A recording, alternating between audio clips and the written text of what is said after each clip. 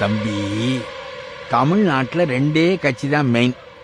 ஒன்னு நான், இன்னொன்னு அந்த மைக்கில் பேசிக்கிட்டு இருக்கானே அவன் இப்ப கட்சியோட வந்து தாய் கழகத்துல இணைஞ்சிட்டான். இப்ப நான் ஃபுல் மெஜாரிட்டி.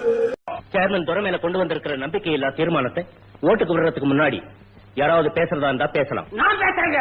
நீ கவுன்சிலர் இல்ல, இங்க நீ பேச முடியாது. நியாயத்தை யாரு பேசுறா என்னங்க?